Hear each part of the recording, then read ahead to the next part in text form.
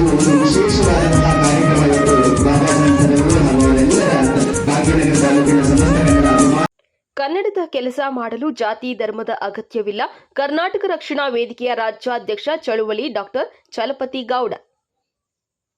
ಕನ್ನಡದ ಕೆಲಸ ಮಾಡಲು ಜಾತಿ ಧರ್ಮದ ಅಗತ್ಯವಿಲ್ಲ. ಕನ್ನಡಾಭಿಮಾನದ ಮನಸ್ಸಿನಲ್ಲಿ ಗಟ್ಟಿಯಾಗಿ ನೆಲೆಯೂರಬೇಕು. ತಾನು ಕನ್ನಡ, ನುಡಿ ಕನ್ನಡ ಎಂಬ ಧ್ಯೇಯದೊಂದಿಗೆ ನಾಡನ್ನ ಕಟ್ಟುವ ಕಾಯಕ ಮಾಡಬೇಕು ಎಂದು ಕರ್ನಾಟಕ ರಕ್ಷಣಾ ವೇದಿಕೆಯ ರಾಜ್ಯಾಧ್ಯಕ್ಷ ಚಳುವಳಿ ಡಾಕ್ಟರ್ ಚಲಪತಿ ಗೌಡ ಹೇಳಿದ್ದಾರೆ. ಬಾಗೇಪಲ್ಲಿ ಪಟ್ಟಣದ ಹೊರವಲಯದ ರಾಷ್ಟ್ರೀಯ ಹೆದ್ದಾರಿ 44 ಕರ್ನಾಟಕ ಹಾಗೂ ಆಂಧ್ರ ಪ್ರದೇಶದ ಗಡಿನಾಡಿನಲ್ಲಿ ಬೃಹತ್ ಕನ್ನಡ ಫಲಕ ಹಾಗೂ ಕನ್ನಡ ಧ್ವಜಾರೋಹಣ ಮಾಡಿ ಮಾತನಾಡಿದ್ದಾರೆ. ಗಡಿಭಾಗದಲ್ಲಿ ಪರಭಾಷೆಯ ವ್ಯಾಮೋಹ ಹೋಗಲಾಡಿಸಿ ಕನ್ನಡ ಉಳಿಸುವ ಕಾರ್ಯಕ್ಕೆ ನಾವೆಲ್ಲರೂ ಹೋರಾಡಬೇಕು. ಸಂಘವು ಕನ್ನಡ, ನಾಡು, ನುಡಿ, ಗಡಿ ವಿಚಾರದಲ್ಲಿಯೂ ಜಾಗೃತಿಗೊಳಿಸುವ ಚಟುವಟಿಕೆಗಳನ್ನು ಹಮ್ಮಿಕೊಂಡಿದೆ. ಗಡಿನಾಡ ಕನ್ನಡಿಗರ ಹಬ್ಬದಂತಹ ಕಾರ್ಯಕ್ರಮಗಳನ್ನು ಹಮ್ಮಿಕೊಂಡಿರುವುದು ಸಂತಸವಾಗಿದೆ ಎಂದು ಹೇಳಿದ್ದಾರೆ. ಬಾಗೇಪಲ್ಲಿ ಕರ್ನಾಟಕ ಹಾಗೂ ಆಂಧ್ರ ಪ್ರದೇಶದ ಗಡಿಯಾಗಿದೆ. ಇಂತಹ ಗಡಿನಾಡು ಕನ್ನಡಿಗರ ಹಬ್ಬ ಕಾರ್ಯಕ್ರಮವನ್ನು ಆಯೋಜಿಸಲಾಗಿರುವುದು ಅರ್ಥಪೂರ್ಣವಾಗಿದೆ. ಸಂಘವು ಇಂತಹ ಕಾರ್ಯಕ್ರಮಗಳ ಮೂಲಕ ಕನ್ನಡ ಭಾಷೆ, ಸ್ಥಳೀಯ ಸಂಸ್ಕೃತಿ ಹಾಗೂ ಜನರ ಜೀವನಕ್ಕೆ ಹೆಚ್ಚಿನ ಒತ್ತು ನೀಡುತ್ತಿರುವುದು ಶ್ಲಾಘನೀಯ ವಿಚಾರ ಎಂದರು. ಈ ಸಂದರ್ಭದಲ್ಲಿ ಪುರಸಭೆ ಮಾಜಿ ಅಧ್ಯಕ್ಷ ನರಸಿಂಹನಾಯ್ಡು, ಪುರಸಭೆ ಮಾಜಿ ಉಪಾಧ್ಯಕ್ಷೆ ಶ್ರೀಮತಿ ಸುಜಾತಾ ನರಸಿಂಹನಾಯ್ಡು, ಕರವೇ ಜಿಲ್ಲಾ ಪ್ರಧಾನ ಕಾರ್ಯದರ್ಶಿ ಬಾಬಾಜನ್, ತಾಲೂಕು ಉಪಾಧ್ಯಕ್ಷರಾದ ಆರ್ ರವೀಂದ್ರ, ಮುದ್ದುಕೃಷ್ಣ, ಮಾನವ ಹಕ್ಕುಗಳ ರಾಜ್ಯ ಸಲಹೆಗಾರರಾದ ಮೋಹನ್ ಕುಮಾರ್, ಗುಡಿಬಂಡೆ ತಾಲೂಕು ಮಾನವ ಹಕ್ಕುಗಳ ಮುಖಂಡೆ ಅಂಬಿಕಾ ಸುದರ್ಶನ್, ಶ್ರೀನಿವಾಸ್ ಗಾಂಧಿ, ಗಂಗಿರೆಡ್ಡಿ, ಶಿವಕುಮಾರ್, ಚೇಳೂರು ತಾಲೂಕು ಭಾಸ್ಕರ್, ಶಿಡ್ಲಘಟ್ಟ ತಾಲೂಕಿನ ನಸೀರಾ ಸಾಬ್, ಬೆಂಗಳೂರು ನಗರದ ಅಧ್ಯಕ್ಷರು ಮಂಜುನಾಥ್, ಮಹಿಳಾ ಮುಖಂಡರಾದ ಶೋಭಾ, ಕರವೇ ಮುಖಂಡರಾದ ಕರವೇ ಬಾಬಾಜನ್, ಶೇಖ್ ಇದಾಯಿತುಲ್ಲಾ, ಸಲೀಂ, ಗಣೇಶ್, ಇದ್ರೀಸ್, ಜಿವಿ ವೆಂಕಟ ಶಿವಪ್ಪ, ಅಜಯ್, ಕರಾಟೆ ರಿಯಾಜ್ ಅಹ್ಮದ್, ಸುಹೇಲ್ ಮತ್ತಿತರರು ಇದ್ದರು.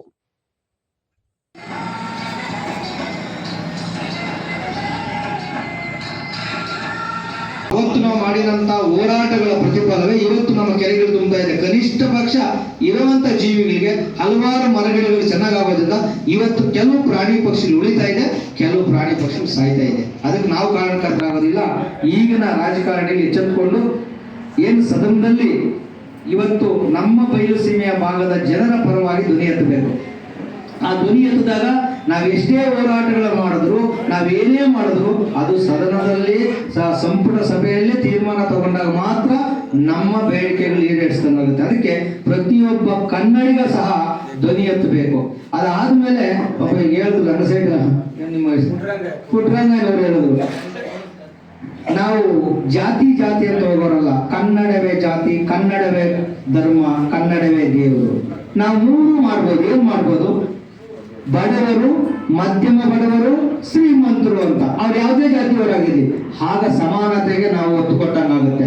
ನೀವು ನಾವೇ ಜಾತಿಗಳನ್ನು ನಿಲ್ಲಿಸಿದ್ರೆ ಕನ್ನಡವೇ ಜಾತಿ, ಕನ್ನಡವೇ ಧರ್ಮ, ಕನ್ನಡವೇ ದೇವರು ಅನ್ನೋದಲ್ಲಿ ಬರ್ತದೆ.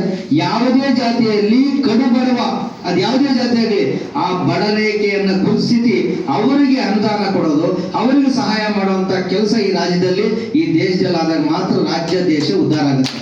ಅದು ಬಿಟ್ಟು ಜಾತಿಗಳಿದ್ರೆ, ಈಗ ನಾನೊಬ್ಬ ಗೌಡ ಜಾತಿ, ನನ್ನ ಜಾತಿಯಲ್ಲಿ ಊಟ ಇಲ್ಲದೆ ಹೋದರೆ ಇಡೀ ದೇಶಕ್ಕೆ ಕೊಡುವಂತ ಅನ್ನ ಕೊಡುವಂತ ಅಗ್ರ ಶ್ರೀಮಂತರಿದ್ದಾರೆ. ಅದೇ SC ಇಡೀ ದೇಶಕ್ಕೆ ಅನ್ನ ಹಾಕುವಷ್ಟು ದೊಡ್ಡ ಮನುಷ್ಯರಿದ್ದಾರೆ, ಒಂದೊತ್ತು ಕೂಟ ಇಲ್ದಿರೋದು. ಯಾವುದನ್ನ ಯಾವ್ದಕ್ಕೆ ಸಮಾನ ತಗೊಳ್ತೀರ ಹೇಳಿ? ಇಷ್ಟು ಸಂಘಟನೆ ತುಂಬಾ ಚೆನ್ನಾಗಿ ಮಾಡಿ, ಸಂಘಟನೆಗೆ ನಮ್ಮ ಕಡೆಯಿಂದ ಏನೇನು ಬೇಕಂದ್ರೆ ಸಂಘಟನೆಗೆ ನಾವು ಸಹಾಯನ ಮಾಡ್ತೀವಿ.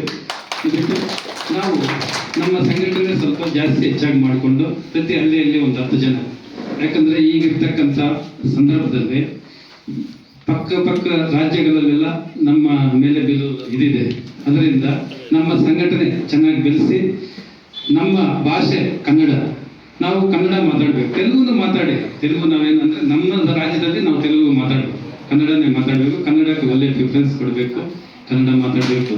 ಬಿಸ್ನೆಸ್ ಈಗ ತೆಲುಗುನು ಬರಬೇಕು. ಈಗ ನಾವು ಆಂಧ್ರಾಗ ಹೋಗ್ತೀವಿ ಎಲ್ಲ ಬಿಸ್ನೆಸ್ ಮಾಡೋಕ್ಕೆ, ತೆಲುಗು ಬರಬೇಕು. ಹಿಂದಿ ನಾವು ಡೆಲ್ಲಿಗೆ ಹೋಗ್ತಾ ಇರ್ತೀವಿ, ಹಿಂದಿ ಮಾತಾಡಬೇಕು. ಎಲ್ಲ ಭಾಷೆನೇ ಇರಬೇಕು. ನಮ್ಮ ರಾಜ್ಯದಲ್ಲಿ ನಾವು ಕನ್ನಡ ಮಾತಾಡಬೇಕು. తెలుసా?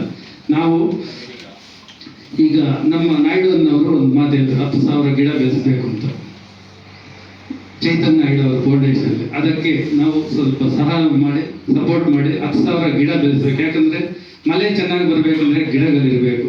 ಅದರಿಂದ ಯಾರೋ ಒಂದು ಮರ 2 ಮರ ಕತ್ಕೊಂಡು ಹೋಗ್ತಾರೆ, ಅದೆಲ್ಲ ನಾವು ತಲೆ ಕೆಡಿಸ್ಕೋಬಾರ್ದು. ನಾವು ಈಗ 10 ಗಿಡ ಹಾಕಿದಾಗ 1-2-3 ಗಿಡ ಇದಾಗುತ್ತೆ, ಅದೆಲ್ಲ ನಾವು ನೋಡಬಾರ್ದು. ಈಗ ನಮ್ಮ ರಾಜ್ಯವನ್ನೇ ಲೂಟಿ ಮಾಡಿದ್ರು ಬ್ರಿಟಿಷರು, ಬಟ್ ಬೇರೆ ದೇಶದವರು ನಮ್ಮ ಇದು ಕರ್ನಾಟಕದವರು ಒಂದು ಮರ ತಗೊಂಡೋದ್ರೆ ನಾವು ಅದೆಲ್ಲ ತಲೆ ಕೆಡಿಸ್ಕೋಬಾರ್ದು. ಏನೋ ಅವರು ಬಟ್ಟೆ ಪಾಡಿಗೆ ತಗೊಂಡು ಹೋಗಿರ್ತಾರೆ. ಅದರಿಂದ ನಾವು ಈ 10,000 ಗಿಡ ಇದು ಮಾಡೋದಕ್ಕೆ ನಾವೆಲ್ಲ ನಾಯ್ಡನ್ನ ಅವರಿಗೆ ಕೈ ಜೋಡಿಸಿ ಅದನ್ನು ನಾವು ಇದು ಮಾಡಿಸ್ಬೇಕಂತ ಹೇಳ್ತಾ ನಾನು 4 ಮಾತಲ್ಲೇ ಮುಗಿಸ್ತೀನಿ. ಊಟದ ಸಮಯ ಅಭಾವ ಇರೋದ್ರಿಂದ ಊಟ